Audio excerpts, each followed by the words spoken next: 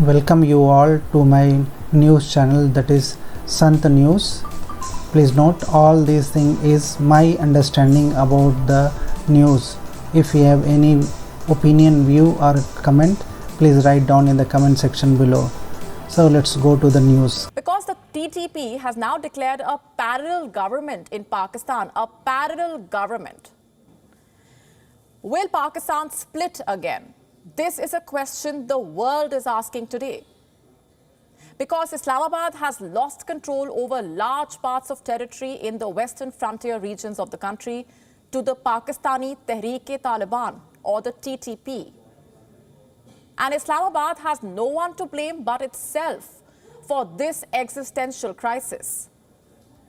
Pakistan's deep state, led by the Army's intelligence force, ISI, helped to create the terrorist demon, the TTP. It grew alongside the Afghan Taliban in the 2 decades between 2001 and 2021. Now, this voracious demon is eating its creator. And why do I say that? Because the TTP has now declared a parallel government in Pakistan, a parallel government that directly challenges Pakistan's sovereignty, a government that could splinter the Pakistani state into more pieces, and a government that could take the country back to 1971. It was a year that redrew the world map and led to the birth of a new country, a nation the world knows today as Bangladesh. Bangladesh was a part of Pakistan. It was known as East Pakistan, a country of predominantly Bengali-speaking people that was run by a coterie of Urdu-speaking rulers from West Pakistan. In 1971, it broke these shackles. 52 years on, is history about to repeat itself? Is Pakistan on the brink of another separation? Is Pakistan going to witness a rerun of 1971? It surely seems to be the case. Just have a look at what the TTP has done. The parallel TTP government has also announced its own cabinet, a cabinet which consists of various ministries. There's defense, judiciary, information, education, intelligence, economic affairs, political affairs, a fatwa issuing authority, even a department of construction. And we wonder what this department will construct. Perhaps a wall marking its territory. And I don't say that without reason. According to reports, the TTP has divided areas under its loose control into 2 zones. A north zone, which comprises of Peshawar, Malakand, Mardan and Gilgit-Baltistan, and a south zone, which consists of Dera Ismail Khan, Banu and Kohat. For the unversed, these areas were already partially controlled by the TTP. Islamabad's authority had become fiction. The outfit has its commanders stationed here. It runs extortion rackets in these territories. And now it plans to use them as the staging ground for the establishment of its quasi-state, a regime within the Pakistani regime. This alarming development has sent tremors in Islamabad and shaken its confidence. Pakistan's official Prime Minister, Shehbaz Sharif, its cabinet and its armed forces are holding emergency meetings to prepare for the upcoming and inevitable storm. In fact, one such meeting was held earlier today, a meeting of Pakistan's National Security Committee. It convened on Monday afternoon to deliberate on this warning by the TTP. Present at the meeting were both civil and military officials.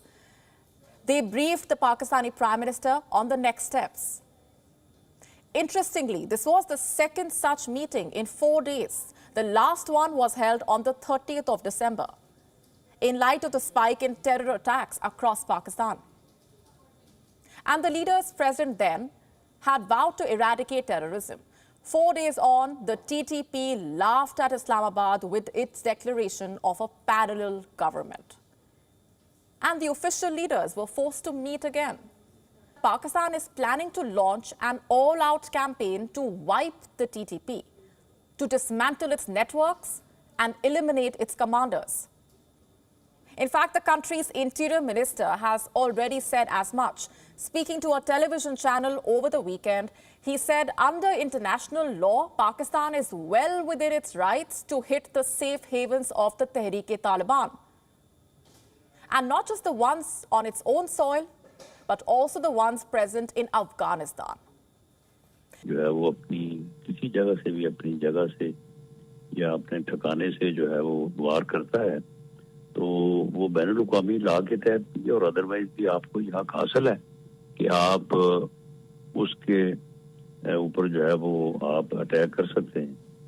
तो ये जो है ये बैनुल-अक़वामी law के मुताबिक जो हमारा हक होगा हम उसको एक्सरसाइज करेंगे। अच्छा, तो क्या अफगानिस्तान के अंदर भी इनके ठिकानों पर कार्रवाई कर सकते हैं?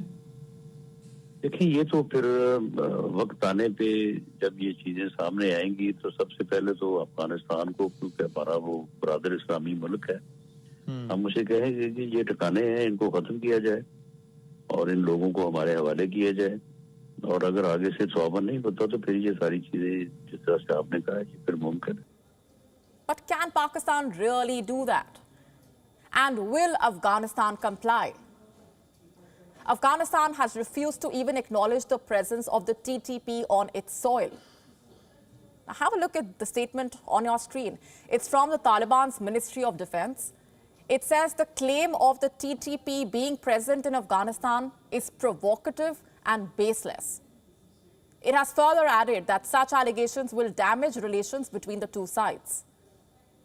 Afghanistan is not without its owner. As always, we are ready to defend the country's territorial integrity and independence, and we have better experience than anyone in defending our dear country. And this statement makes it absolutely clear that the Taliban no longer depend on Pakistan.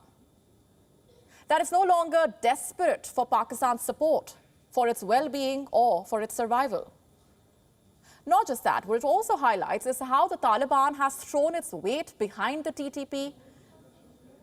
No matter what they say, it's a fact that the TTP has bases in Pakistan. The provinces of Khyber Pakhtunkhwa and Gilgit-Baltistan act as a revolving door of sorts for the Taliban and the TTP commanders. Watch this now. تحریک طالبان پاکستان داد امارت اسلامی یو شاخته دیگی چاتره یو حسادو. In fact, just last year, the TTP chief had declared his outfit a part of the Islamic Emirate of Afghanistan. And this settled all doubts on the TTP being a separate organization. And what does that tell you? That the TTP has the blessings of the Afghan Taliban. That its coming war against the Pakistani state will not be fought alone. What an interesting turn of events this is. You see, for decades, from the time the Taliban was spawned by Pakistan in the mid-1990s, Pakistan used the Taliban to expand its influence in Afghanistan. Its ISI strategists proudly call Taliban Afghanistan as Pakistan's 6th province.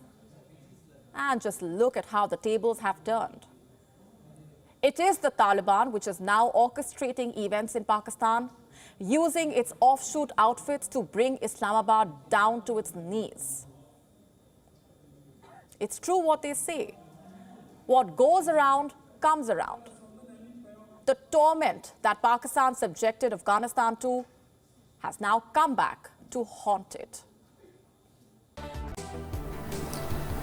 I hope you would have liked the news. If you wanted to know the details of any of the news, please write below in the comment section.